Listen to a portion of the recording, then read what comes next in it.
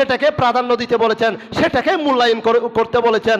অগ্রাধিকার দিয়ে আপনার ভাইয়ের ক্ষেত্রে আপনি যেটা ভালোবাসেন সেটা আপনার ভাইয়ের ক্ষেত্রেও ভালোবাসতে হবে। তাহলে এরকম যদি আমরা পালন করি, আমরা কাউকে ঠকাতে পারি, কাউকে ধোঁকা দিতে পারি। সেটাকে প্রাধান্য দিতে বলেছেন, সেটাকে মূল্যায়ন করতে বলেছেন। অগ্রাধিকার দিয়ে আপনার ভাইয়ের ক্ষেত্রে আপনি যেটা ভালোবাসেন সেটা আপনার ভাইয়ের ক্ষেত্রেও ভালোবাসতে হবে।